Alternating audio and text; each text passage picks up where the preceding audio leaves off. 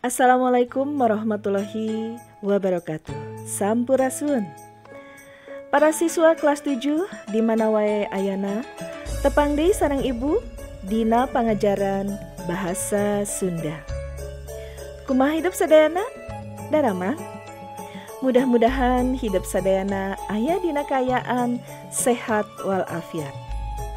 Dinten ayeuna urang bakal diajar perkawis pangajaran dongeng ya. Kumaha? Parantos siap? Urang kawitan. Bismillahirrohmanirrohim. Pangajaran 2. Dongeng. Kanggo siswa kelas 7 semester 2. Kompetensi dasar. 3.5 mengidentifikasi struktur, fungsi sosial, aspek kebahasaan, dan nilai-nilai kehidupan yang terkandung dalam dongeng. 4.5 menyusun dan mengkomunikasikan dongeng yang disimaknya dengan memperhatikan struktur dan aspek kebahasaan, pelafalan, dan lagu kalimat atau lentong, serta ekspresi yang tepat. Tujuan pembelajaran. Setelah selesai mempelajari materi pada bagian ini, peserta didik diharapkan dapat mengidentifikasi nilai-nilai dongeng, menyusun peta konsep, dan mengkomunikasikan dongeng tersebut dengan bahasa sendiri. Dongeng Sasakala Gunung Tangkuban Parahu. Parantos nguping dongeng ieu? Tangtos, hidup aya nu tos terang, aya oge nu teu acan. Urang Bandungan sasarengan ya. Kumaha dongeng Sasakala Gunung Tangkuban Parahu ieu? Di mana asalna nya? Iya, asalna ti Kabupaten Bandung Barat. Yuk, urang Bandungan sasarengan. Kacaturkeun di hiji leuweung aya bagong putih bikang. Eta bagong teh gawenangan tatapa bae. Geus mangpuluh-puluh taun. Ari anu ditapaan ku manehna hayang boga anak awewe sarta bangsa manusia. Dina hiji waktu bagong putih ngarasa hanaang. Manehna indit kategalan deket walungan Citarum. Barang anjog kadinya manggih batok balongan. Nyaeta batok urut nu meulah dogan. Loba pisan eta batok dogan teh. Urut rombongan Kanjeng Prabu nu mora uncal kadinya. Malah aya hiji batok tilas Kanjeng Prabu. Eta batok teh aya caian. Nyaeta jika hampangan Kanjeng Prabu. Barang geus marulang kapanggih ku bagong putih. Lantaran hanaang teh leguk bae cai nu ngemplang dina batok teh diinum. Ari geus nginum kawas aya nu nyaliara kana awak bagong putih. Beda rarasaan deui kawas anu ngandeg. Henteu salah, bagong putih reuneuh. Beuki lila bagong putih reuneuhna beuki gede. Ari gubrak orokna jelema sarta awewe, rupana geulis kacida. Para bae bagong putih atoh heunana. Eta orok teh dingaranan Dayang Sumbi. Lantaran anakna nananyakeun bae bapakna meh saban waktu, akhirna bagong putih teh balaka. Anaking bapa hidup mah Kanjeng Prabu. Di ditu ayana di karaton, cek bagong putih. Ngadenge kitu Dayang Sumbi pohara ruwaseunana. Jeung ujuk-ujuk panasaran hayang nepungan bapakna. Ibu, lamun kitu mah ayeuna keneh ku abdi rek ditepungan, ceuk Dayang Sumbi. Dayang Sumbi kebat bae indit ngajugjug karajaan. Barang tepung jeung Kanjeng Prabu, nya derek-dek bae Dayang Sumbi nyaritakeun asal usulna. Nya tuluina mah Dayang Sumbi teh diaku anak ku Kanjeng Prabu. Sarta diperenahkeun di hiji tempat. Dayang Sumbi dititah diajar ninun ka tukang ninun. Teu lila oge Dayang Sumbi geus maher ninun. Sarta jieunanana alus hese babandinganana. Nya ku Kanjeng Prabu teh dipanggieunkeun saung rangon nu luhur di tengah leuweung, tempat Nyi Putri ninun. Ari batuna ngan ukur anjing hideung anu dingaranan Situmang. Tah, jadi rerencangan atanapi direncangan ku Situmang. Situmang teh nyata anjing hideung. Lajengkeun ya. Dina hiji waktu basa Dayang Sumbi keur ninun, taropongna moncor sarta murag ka kolong saung. Kulantaran seunggah kudu turun, pok Dayang Sumbi ngomong sorangan. Leuh, mun aya nu daek mang nyokotkeun taropong. Lamun awewe rek dijadikeun dulur, lamun lalaki rek dijadikeun salaki ku kuring. Kitu cenah ceuk Dayang Sumbi harita. Kabeneran pisan, di kolong saung teh aya Situmang anu ngadengeun omongan Dayang Sumbi. Eta taropong teh dicokot ku Situmang sarta tuluy dibikeun ka Dayang Sumbi. Karuhan bae Dayang Sumbi pohara reuwaseunana. Teu nyangka yen anu mang nyokotkeun taropong teh geuning anjing, lain manusa. Mangkaning manehna geus kedal ucap, mun lalaki rek dijadikeun salaki. Ari Situmang, apan anjing jalu. Dayang Sumbi rumasa salah, geus kapalang kedal ucap. Kawas geus kitu kuduna katangtuan ti dewata. Manehna tuluy hirup paduduaan jeung Situmang. Tepi kahiji waktu Dayang Sumbi kakandungan, terus ngajuru anakna teh lalaki, nyadi ngaranan Sangkuriang. Anakna mulus banglus, moronton meh taya kuciwana. Gitunya urang lajengkeun. Sangkuriang sok resep ulin nulumpatan kadua Situmang.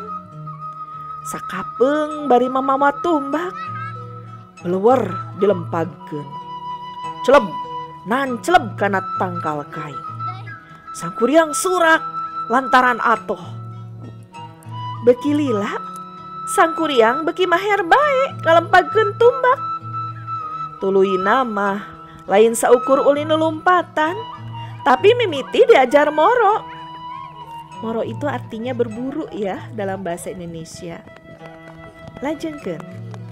Moro sato naon bae kayaning bagong, careuh, manuk, atawa mencek.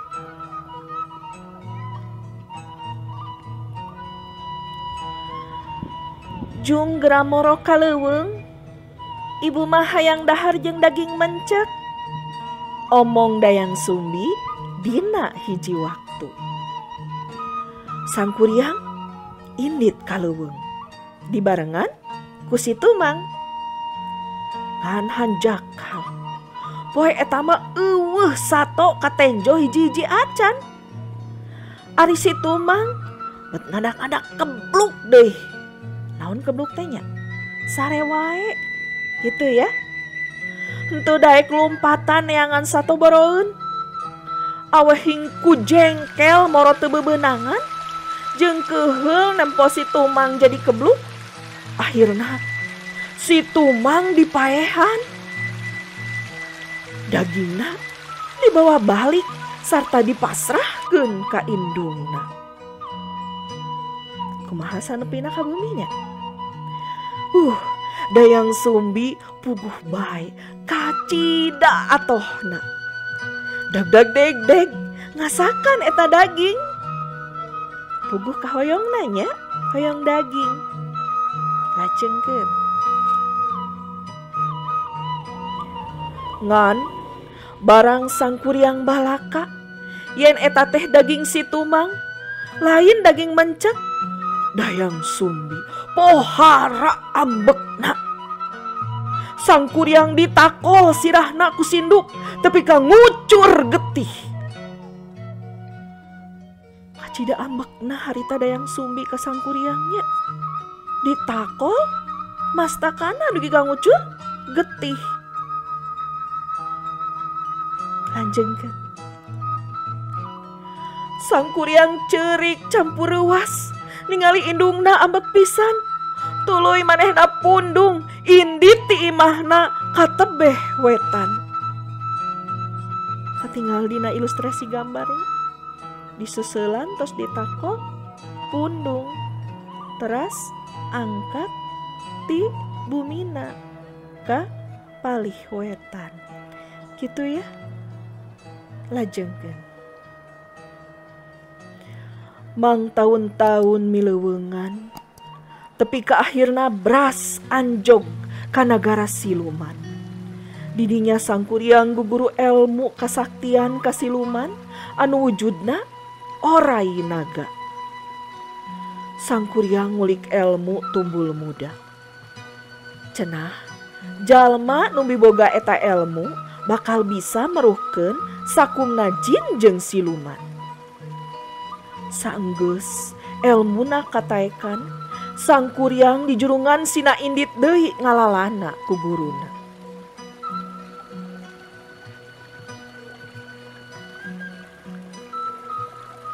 Demi Dayang Sumbi. Saenggeus ditinggalkeun ku anakna. Ngarasa kaduhung kabina-bina. Hirupna estu nunggelis sorangan. Manehna tuluy indit katebeh kulon rek neangan sangkuriang anakna. Ngaprak ngalalana tepi ka anjog ka Gunung Halimun. Didinya Dayang Sumbi patepung jeung Raja Jin anu keur tatapa. Dayang Sumbi tuluy diajar rupa-rupa elmu kasakten. Sanggeus tamat guguruna, manehna di jurungan sina indit deui katebeh wetan ku guruna. Di hiji tempat anu katelah Gunung Bohong, manehna nganjrek betah bumetah. Nyaung-nyaung didinya teu incah balilahan deui.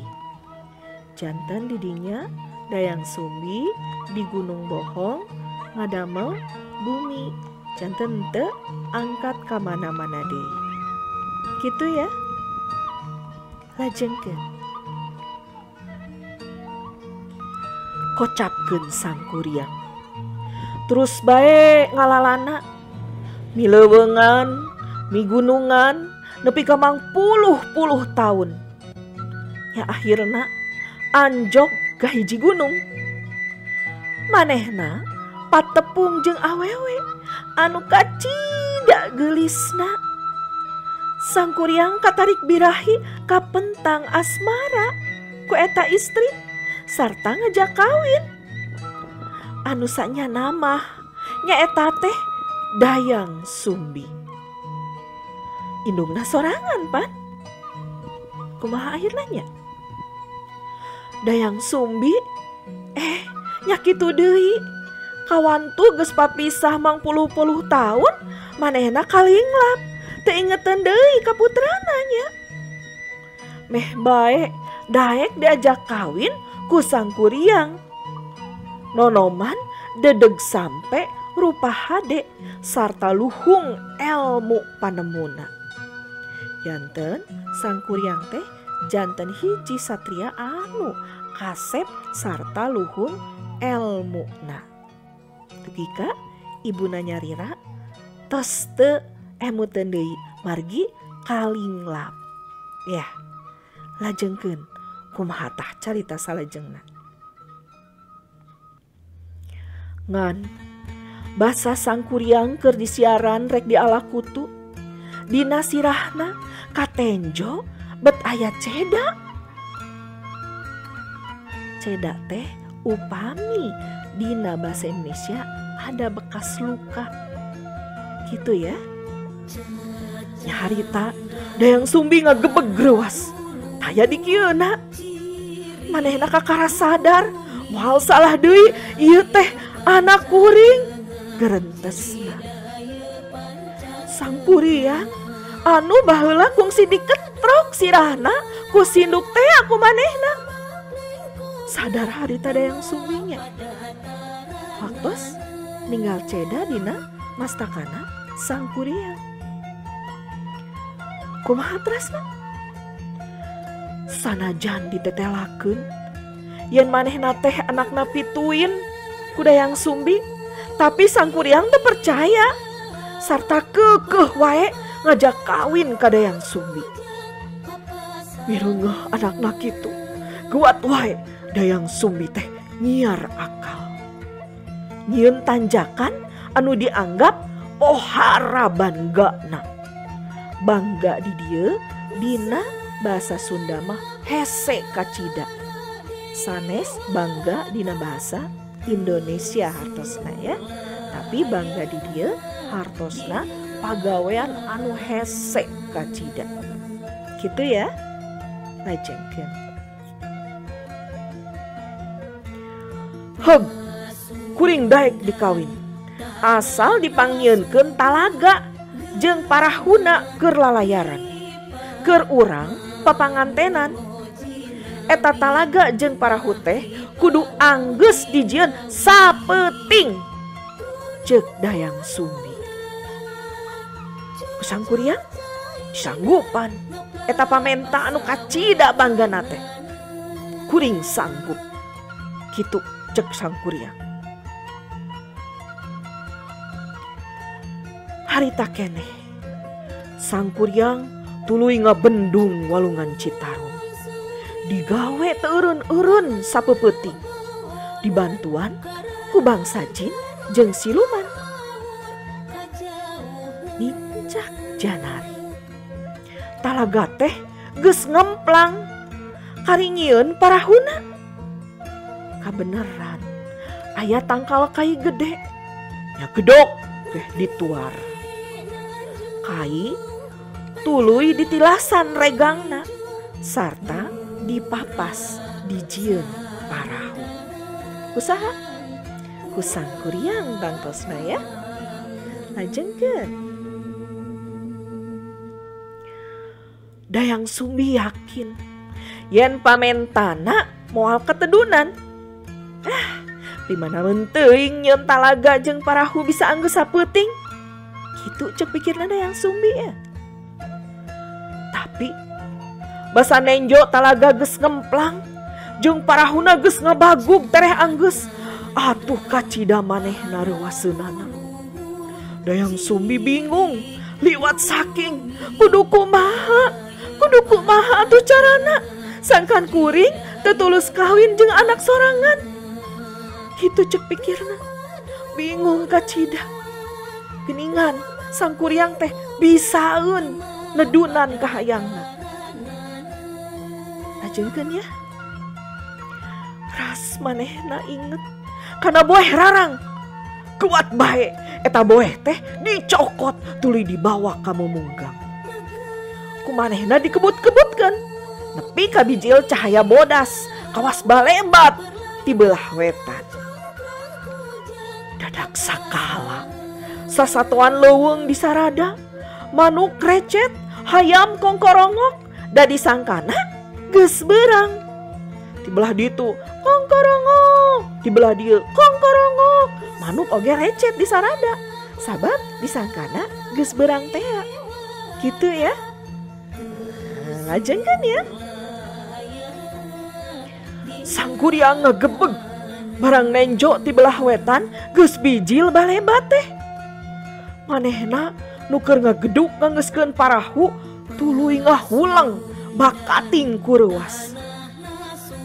Bijil balebat eta tandana geus beurang. Mangka parahuna can anggeus. Wah, hartina kuring moal tuluy papanganten jeung Dayang Sumbi. Kitu gerentesna semun ambek jeung handeueul. Lajengkeun ya. Bakating ku handeueul ka bina-bina ngan cedak bae parahuna ditanjong satakerta naga. Ubuhan jalma sakti, parahu teh mangpeng jauh pisan. Kubrang di hiji tempat. Parahu teh datang nangkub. Celeg salin jinis jadi gunung. Eta gunung teh kiwari katelahna Gunung Tangkuban Parahu. Gitu ya. Ari talaga anu ngemplang anu kusang kuryang di bendung teh kumaha? Nya didupak bendunganana nepi ka caina saat ngoletrak. Eta urut talaga teh kiwari jadi padataran Bandung anu ngampar lega pisan. Janten ayeuna urang cicing di padataran Bandung. Teu ya. Urut talaga anu jadi saat ngoletrak. Lajengkeun ya.